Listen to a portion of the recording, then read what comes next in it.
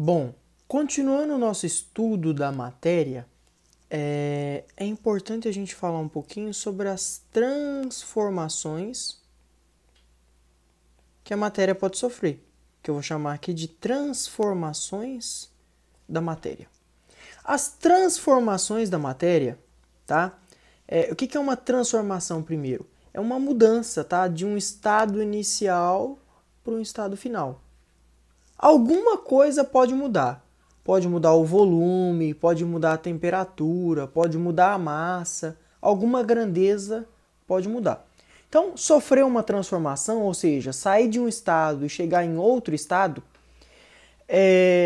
pode ser uma transformação que eu vou chamar de transformação física, ou pode ser uma transformação que eu vou chamar de transformação química, ou, por último, uma transformação que eu vou chamar de transformação nuclear. Preste bem atenção. Em uma transformação física, a identidade da substância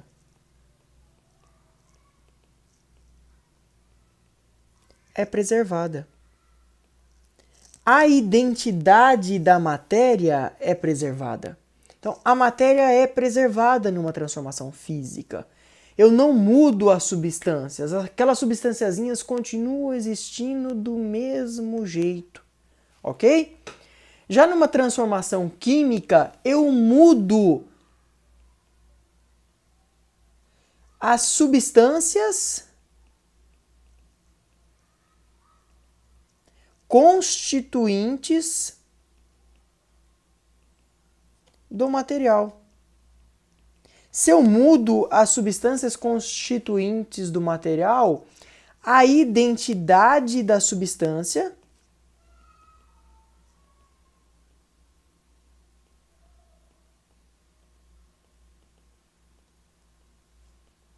é alterada. E por último, numa transformação nuclear, nem mesmo a identidade dos átomos, agora eu não estou falando nem das substâncias mais. Na transformação nuclear, nem mesmo a identidade dos átomos é preservada. Ok? Então eu tenho que entender que podem acontecer esses três tipos de transformação com a matéria. E olhando para a transformação, a gente tem que saber se ela é uma transformação física, ou se ela é uma transformação química, ou se ela é uma transformação nuclear. Bom, alguns exemplos dessas transformações. Exemplo de transformação física. Cortar um pedaço de papel, ou rasgar um pedaço de papel, ou amassar um pedaço de papel, não muda a constituição do papel. Papel continua sendo papel. Então, cortar, rasgar, amassar papel preserva a matéria. O papel vai continuar sendo preservado, a substância continua sendo preservada. Então, eu digo que é uma transformação física. Outro exemplo, ó, as mudanças de estado físico. É o principal exemplo de uma transformação física. Tá? Outro exemplo, imantar um pedaço de material ferromagnético, tornar ele atraído por um ímã, é um processo que também é um processo físico, ou um fenômeno físico, ou uma transformação física. O que mais? Ó, pegar um blocozinho de cobre, ou um blocozinho de ouro, e transformar isso em um fio. Então, transformar um bloco de cobre em um fio de cobre também é uma transformação física. O cobre que está lá no material do bloco vai continuar sendo cobre do mesmo jeito. A substância cobre vai continuar existindo. Então, de novo, a identidade da minha substância está sendo preservada. É o que acontece nas transformações físicas. Agora, já um exemplo de transformação química em que as substâncias constituintes do material são alteradas pode ser o amadurecimento das frutas. O amadurecimento das frutas, amadurecer as frutas ou apodrecer as frutas, é um exemplo de transformação química. O próprio cozimento do alimento também é uma transformação química. A digestão é uma transformação química. A fotossíntese também é uma transformação química. A fritura, fritar um alimento, também é uma transformação química. A queima, se eu pegar um papel e queimar, ou queimar algum combustível, ou queimar um pedaço de madeira, enfim, a queima ou combustão também é uma transformação química, ok? A ferrugem, enferrujar, também é uma transformação química. Um outro exemplo de transformação química é a chapinha nos cabelos. Usar chapinha nos cabelos também é uma transformação química, ok? Note que aqui em nenhum momento eu disse que transformações químicas são irreversíveis, não. As transformações químicas podem ser reversíveis, como por exemplo aqui no caso da chapinha nos cabelos. Chapinha nos cabelos é um processo que é reversível. Você passa a chapinha no cabelo, o cabelo fica alisado, mas depois de um tempo, o cabelo volta a ser do jeito que ele era antes.